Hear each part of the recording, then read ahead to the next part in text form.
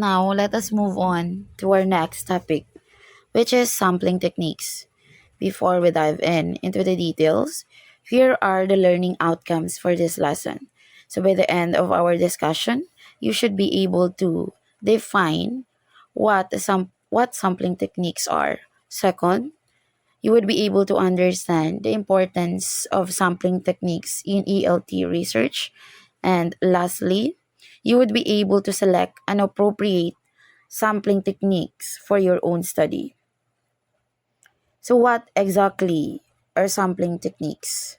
So, in research, especially in English language teaching, we cannot always study an entire population of learners or teachers. So this is why we select only a portion of that group. So or what of that group or what we call a sample. So sampling techniques refer to the methods or the strategies we use to choose who will be included in the study. So in other words, sub these sampling techniques will help us choose who would be the participants of our study. So these techniques are important because the way we select our participants affects the accuracy and credibility of our findings. Because a well chosen sample can represent the entire population, allowing us to draw meaningful conclusions even if we only study a smaller group. And now, let us look at the different types of sampling techniques, and we would also identify which ones are most appropriate for ELT or in English language teaching, depending on the research design or the research context. So sampling techniques should work hand in hand uh, with our research design. So in making this in choosing a sampling techniques, you should consider the the research design. So we have here two main categories of sampling techniques. We have the probability sampling. So as you can see here, in probability sampling, everyone or every member of the population has a chance and has a equal opportunity of being selected as a participants. So this means the selection process is random and unbiased. So because of this, probability sampling is often used in quantitative research, where researchers want results that can represent a larger population. For example, if we have 200 grade 10 ESL learners and we randomly select 50 of them, each student has the same chance of being included. This makes the sample more representative and the finding more generalizable. On the other hand, non-probability sampling does not give everyone an equal chance of being selected. Instead, participants are chosen based on specific characteristics, availability, or the researcher's judgment.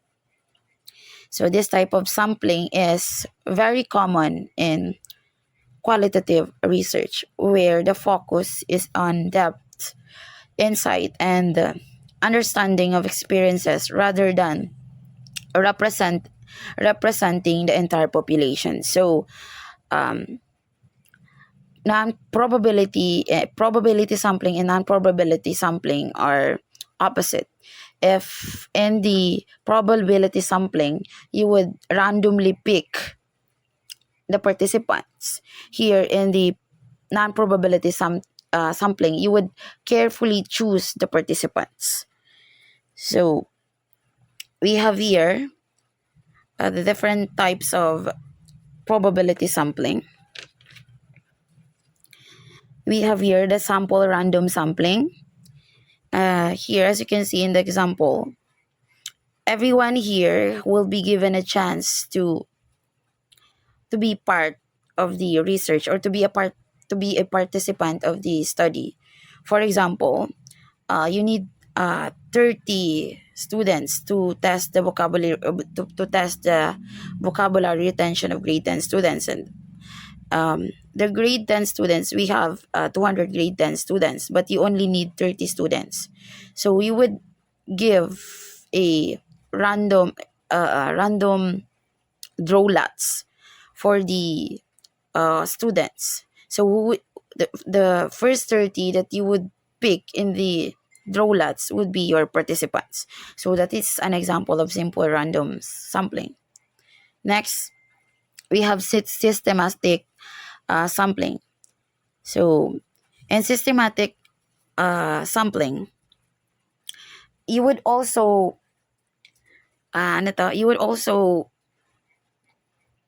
you would also randomly pick your participant, but this time you would look for the interval.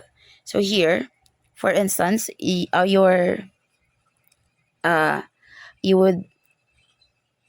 would you want to measure the reading proficiency of grade 10 students, and you have 200 grade 10 students.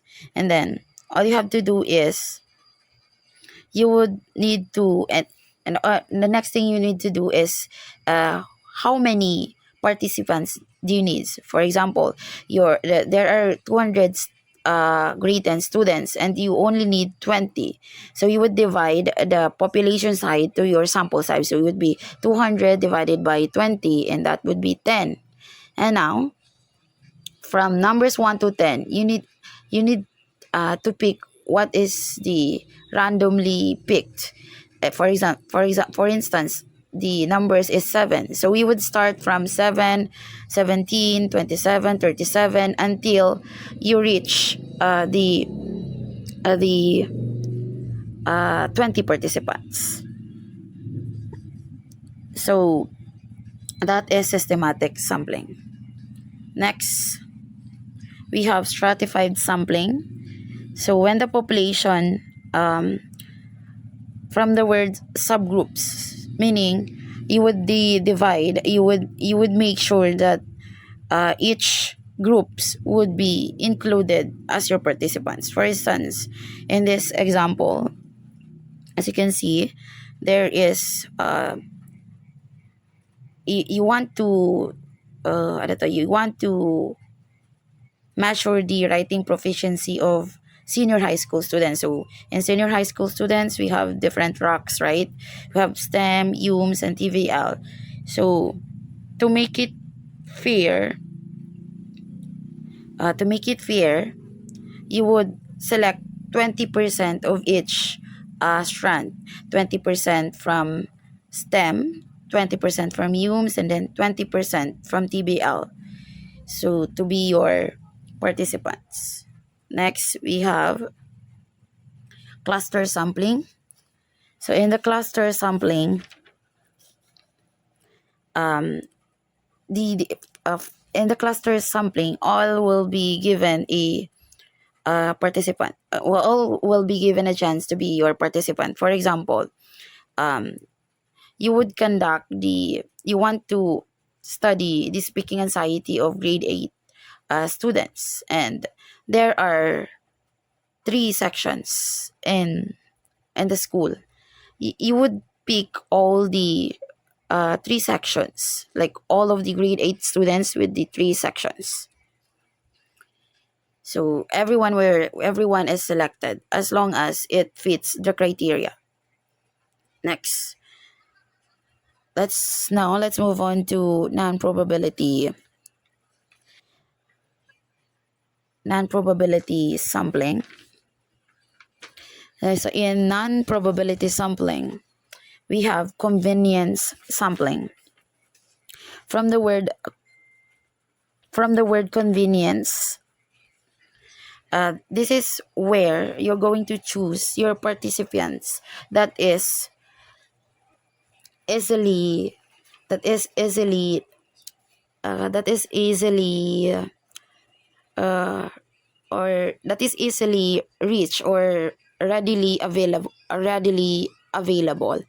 For example, you want to study grammar teaching strategies instead of selecting students from the whole school, you would choose your own class because it is accessible and convenient to you. So, um, meaning this convenience sampling, if something is easier to you, if that participant is accessible for you, and then you will choose that participant. Next, we have purposive sampling. So, in purposive sampling, from the word purpose, meaning you're going to choose your participants, or your participants are selected intentionally because they meet a specific criteria. For example, you want to study effective teaching strategies used by experienced teachers. So you would select only English teachers who have at least 5 years of experience, since you want to you want to know the effective teaching strategies. So a you would not ask a first timer teacher in the field to your study. So next, we have snowball. We have the snowball sampling. So in this one, for instance, you have a participants, and then that existing participants will help you recruit additional participants for the study. So this method is often used when the population is hard to reach. For example, you want to study administrative practices in school. So you start with one school administrator who then refers you to another administrators. So each new participant may refer additional participants, expanding your sample gradually. Next, we have quota sampling. So in quota sampling, the researchers select participants until a predetermined number or quota for each category is reached. So it ensures that specific subgroups are represented in the sample. So for example, you want to study learning strategies among students. So you decide to interview 10 performing students, 10 low performing student, and also 10 moderate performing students. So you would make sure that all of the uh, all of the category would be accommodated. So those are the different types of sampling under non-probability sampling. Now I have here an example in ELT. I have here an example in ELT research. So as you can see here in the quantitative example, so the study is effectiveness of task-based learning on speaking fluency. So the sampling technique used is stratified random sampling. So why stratified random sampling is will be used here? So in the study here, it in the study, which is the effectiveness of task-based learning on speaking fluency. So students have different proficiency levels. So if you just randomly pick students without considering proficiency, you might end up with high proficiency students or mostly low proficiency students.